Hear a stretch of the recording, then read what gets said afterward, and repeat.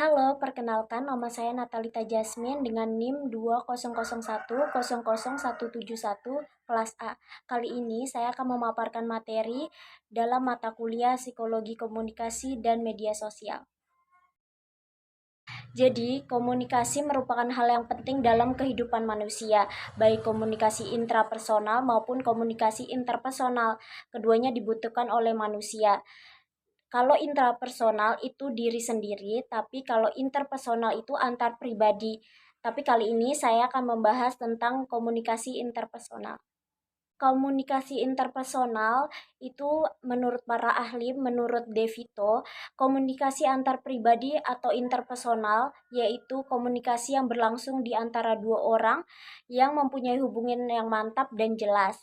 Ada lagi menurut Mulyana, komunikasi antar pribadi atau interpersonal communication adalah komunikasi antara orang secara tatap muka yang memungkinkan setiap pesertanya menangkap reaksi orang lain secara langsung, baik secara verbal maupun nonverbal, dalam penyampaian ide, pesan untuk membina hubungan timbal balik dalam penyampaian informasi. Jadi artinya setiap individu yang terlibat di dalamnya membutuhkan komunikasi antar personal yang baik dari komunikator dan komunikan yang untuk membina suatu hubungan yang harmonis. Tujuan komunikasi interpersonal. Jadi yang pertama mengenal diri sendiri dan orang lain. Jadi untuk memberikan kesempatan untuk memperbincangkan diri sendiri dan belajar sejauh mana harus membuka diri terhadap orang lain. Yang kedua mengetahui dunia luar. Jadi untuk memahami lingkungan secara baik yaitu tentang objek dan kejadian-kejadian orang lain. Yang ketiga, menciptakan dan memelihara hubungan menjadi bermakna. Jadi, untuk menciptakan dan memelihara hubungan sosial dengan orang lain, mengurangi kesepian dan ketegangan, membuat merasa lebih positif tentang diri sendiri. Yang keempat, mengubah sikap dan perilaku, yaitu untuk mempersuasi orang lain melalui komunikasi antar pribadi. Yang kelima, bermain dan mencari hiburan, yaitu untuk memperoleh kesenangan karena bisa memberi suasana yang lepas. Dan yang terakhir, membantu untuk menolong dan membantu orang lain mengubah sikap dan perilaku serta dapat mengenal diri sendiri. Fungsi komunikasi interpersonal yang pertama sebagai informasi, pengumpulan, penyimpanan, pemrosesan, penyebaran berita, data, gambar, fakta, dan pesan opini, dan komentar yang dibutuhkan agar dapat dimengerti. Yang kedua, sosialisasi, penyediaan sumber ilmu pengetahuan yang memungkinkan orang bersikap dan bertindak sebagai masyarakat yang efektif. Yang ketiga, motivasi, mendorong orang menentukan pilihan dan keinginannya, mendorong kegiatan individu dan kelompok berdasarkan tujuan bersama yang akan dikejar. Yang keempat, perdebatan dan diskusi, menyediakan dan saling menukarkan fakta yang diperlukan untuk memungkinkan persetujuan atau menyelesaikan perbedaan pendapat mengenai masalah publik. Berikutnya ada pendidikan, pengalihan ilmu pengetahuan sehingga mendorong pengembangan intelektual. Yang keenam, memajukan kebudayaan, penyebaran hasil kebudayaan dan seni dengan maksud melestarikan warisan masa lalu. Dan ketujuh ada hiburan, penyebarluasan sinyal, simbol, suara, dan image dari drama tarian, kesenian, dan lain-lain untuk rekreasi, kesenangan kelompok dan individu. Dan yang ke-8 ada integrasi. Jadi menyediakan bagi bangsa, kelompok atau individu kesempatan untuk memperoleh berbagai pesan yang mereka perlukan agar mereka saling mengenal dan mengerti dan menghargai kondisi, pandangan dan keinginan orang lain. Ciri-ciri komunikasi interpersonal yang pertama, komunikasi interpersonal biasanya terjadi secara spontan. Jadi komunikasi ini tidak direncanakan tetapi terjadi secara tiba-tiba atau spontan.